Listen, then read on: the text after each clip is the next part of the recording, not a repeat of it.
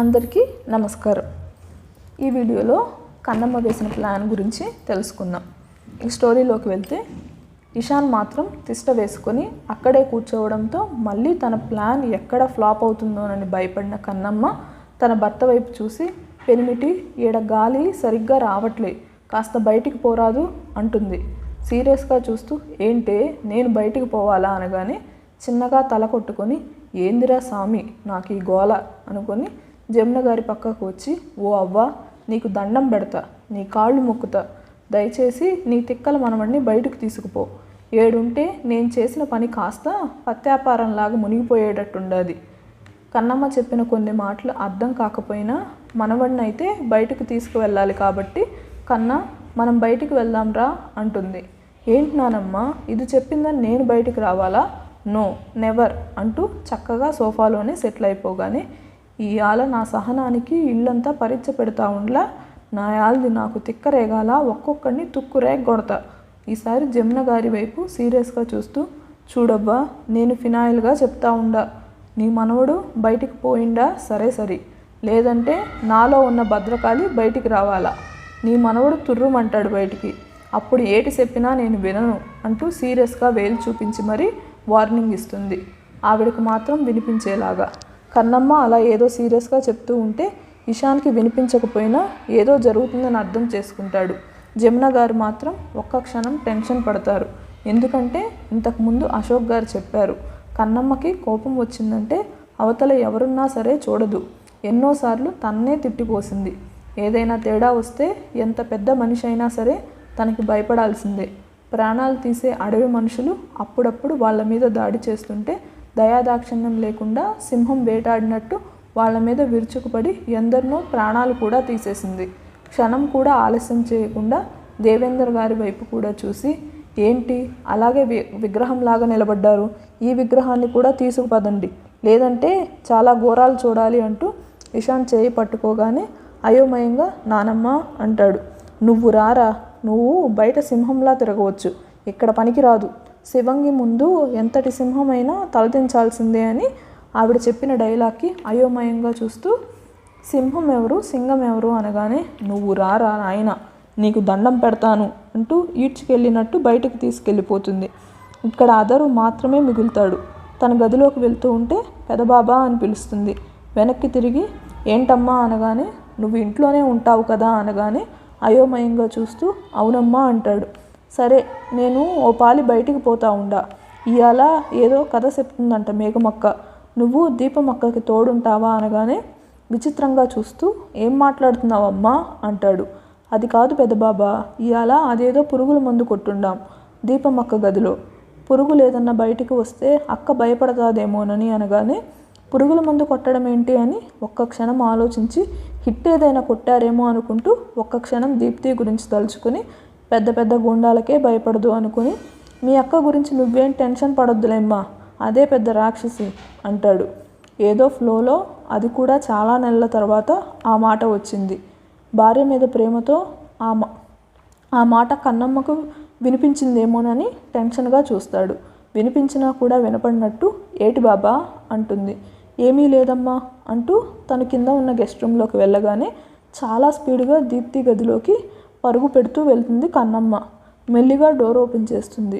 లాక్లో లేకపోవడం వల్ల హ్యాపీగా ఫీల్ అయ్యి దొంగ పిల్లిలాగా లోపలికి చొరబడుతుంది. దీప్తి ఎక్కడా కనిపించలేదు. అమ్మయ్య అనుకుంటుంది. బెడ్ మీద శారీ కనిపించడంతో ఓహో నీళ్ళోసుకోవడానికి వెళ్ళింది కాబోలు. తన దృష్టిలో స్నానం. వెంటనే తను తీసుకువచ్చిన అగ్గిపెట్టెలో నుండి పొద్దున జాగ్రత్తగా చీరమడతల్లో వేసేసి పిల్లిలాగా అక్కడి నుంచి జారుకొని ఏమీ తెలియనట్టు బయటకు వెళ్ళిపోతుంది. వీళ్ళు మామూలు మాటలు మాట్లాడుకుంటూ ఉంటే పరిగెత్తడం వల్ల అసలే ప్లాన్ చేసేది ఫెయిల్ అవుతుందేమోనని భయపడడం వల్ల చెమటలు పట్టిన కన్నమ్మ వైపు జమున గారు చూస్తూ, ఏంటే మనవరాలా కాయ పండా అంటుంది.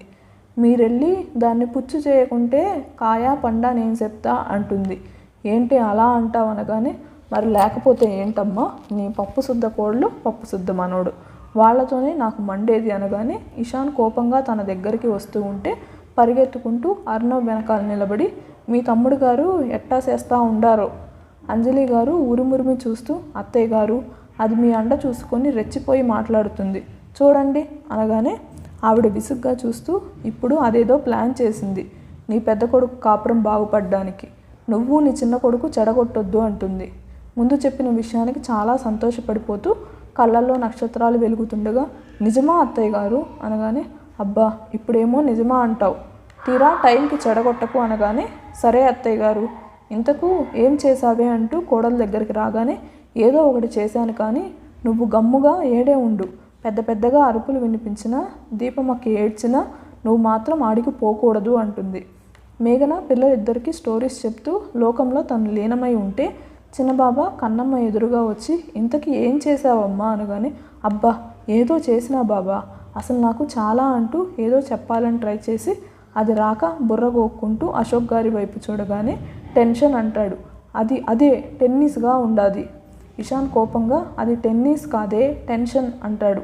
అబ్బా నువ్వు ఊకో పెనిమిటి, అసలే నాకు టెన్నిస్గా ఉండాది అంటూ అందరి వైపు మళ్ళీ ఒకసారి చూసి ఏటి జరిగినా మీరు ఏడనే ఉండాలా, గమ్మున కూర్చోండి అంటూ అందరి మధ్యలో కింద కూలబడుతుంది.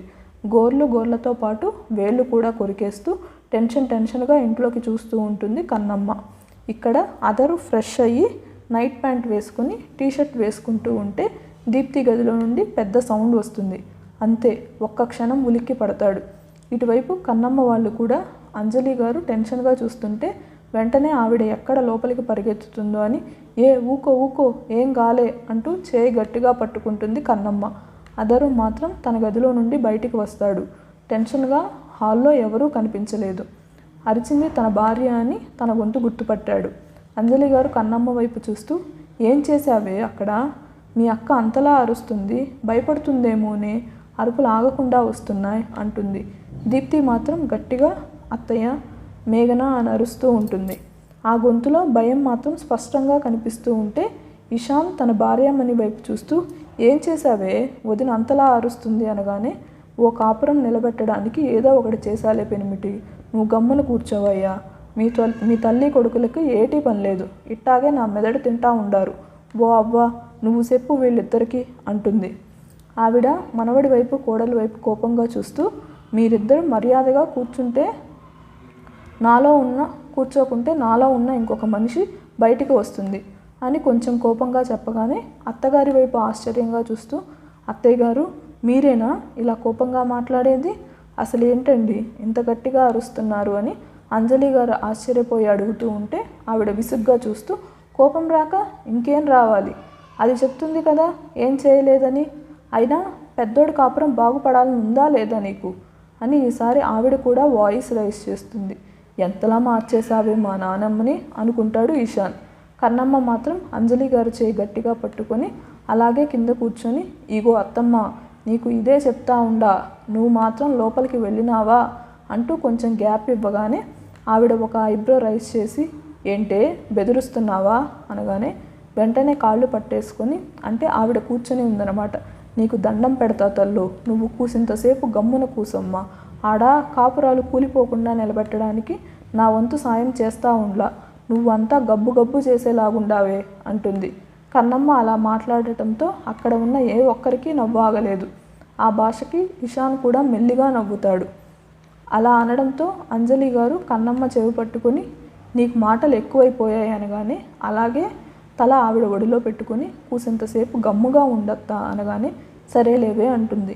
పిల్లలిద్దరూ కూడా వాళ్ళ మమ్మీ అలా అరుస్తుండేసరికి నానమ్మ మమ్మీ అరుస్తుంది అనగానే వెంటనే అలాగే చిన్నపిల్ల మాదిరి మోకాళ్ళ మీద జోకాడుకుంటూ వెళ్ళి వాళ్ళ చేతులు పట్టుకొని ఓ బుల్లెమ్మ బుల్లోడా అక్కడ మీ అమ్మ అయ్య ఆట ఆడుకుంటా ఉండారు, వాళ్ళేమీ భయపడలేదు, అలాగే ఏడవట్లేదు అనగానే కళ్ళు పెద్దవిగా చేసి మమ్మీ డాడీ గేమ్ ఆడుతున్నారా, మేము కూడా వెళ్తాము అనగానే వాయమ్మ అట్టా వెళ్ళి నా నోట్లో మట్టి కొట్టబాకండి, మీకు దండం పెడతా అంటూ ఓ మేఘమక్క ఏంటలా కప్పలాగా నోరు తెరిచి చూస్తూ ఉండావు, ఇద్దరికి కథా కాకరకాయ ఏదో చెప్పు అనగానే వెంటనే అలా జరిగిందంటూ కథలో లీనమైపోగానే పిల్లలిద్దరూ మేఘన వైపు చూస్తారు. అందరూ లోపలికి వెళ్లకుండా అలా సిట్రైట్ అయిపోవడంతో వెంటనే రిలాక్స్గా వెనక్కి వాలిందో లేదో లక్ష్మి అమ్మగారు పెద్దమ్మగారు ఏదో అరుస్తున్నారంటూ లోపలికి పరిగెత్తపోయేసరికి ఓలమ్మో ఈ లచ్చిమక్క నా కొంప ముంచేలాగా ఉండాదే అంటూ చాలా స్పీడ్గా వెళ్ళి ఆ వెళ్ళే ప్రాసెస్లో మధ్యలో ఒక పెద్ద టేబుల్ ఉంటే చాలా అవలీలుగా కనీసం సపోర్ట్గా కూడా పట్టుకోకుండా అవతలకి జంప్ చేస్తుంది. అంతే, అందరూ ఒక్క క్షణం నోరు తెరిచి అలాగే చూస్తారు, ఇషాన్తో సహా. గుమ్మంలో అడుగు పెడుతుందనేసరికి వెంటనే నడుం పట్టి ఏదో పసిబిడ్డను ఎత్తుకున్నట్టు గట్టిగా భుజాన వేసుకొని పరుగుతో వస్తుంది కన్నమ్మ. ఈసారి మరింత షాక్ అయిపోయి కూర్చున్న దగ్గర నుంచి అందరూ లేస్తారు. లక్ష్మికైతే సడన్గా అలా గాల్లో తేలడంతో పై ప్రాణాలు పైనే పోయి ఏం జరుగుతుందో తెలుసుకునే స్థితిలో కూడా లేకుండా కన్నమ్మ వైపు వెర్రి చూపులు చూస్తూ ఉంది. ఒక్కసారి మనం అదర్ వాళ్ళ దగ్గరికి వస్తే అరుపులు రాగానే హాల్లోకి వస్తాడు. ఎవరూ లేకపోవడంతో ఎవరైనా ఉన్నారేమో పిలుద్దామని వచ్చేసరికి, అంటే బయటికి రాబోయేసరికి దీప్తి మళ్ళీ గట్టిగా అరవడంతో క్షణం కూడా ఆలస్యం చేయకుండా భార్య గది దగ్గరికి పరుగులు పెడతాడు. ఇక్కడ దీప్తి ఫ్రెష్ అయి వచ్చి మామూలుగా శారీ కట్టుకుంటూ ఉంటే ఫస్ట్ స్టెప్ వేసి చీర తిప్పి భుజాన కొంగు వేసే టైంకి కన్నమ్మ వేసిన బొద్దింక కరెక్ట్గా తన షోల్డర్ మీద అతుక్కుపోతుంది. అంతే, భయంతో కెవ్వున కేకేసి చీర అలాగే కిందకి వదిలి గట్టిగా కళ్ళు మూసుకొని అరవడం మొదలుపెట్టింది. తను లోపలికి వెళ్ళేసరికి ఓన్లీ లంగా బ్లౌజ్ మీద చీర సగం మాత్రమే చుట్టుకొని గట్టిగా కళ్ళు మూసుకొని తన భార్యమని కనిపించేసరికి పరుగు పరుగున లోపలికి వెళ్ళి దీపు అని పిలుస్తాడు. తను మాత్రం ఈ లోకంలో లేకుండా అత్తమ్మ, మేఘన అని అరుస్తూనే ఉంది.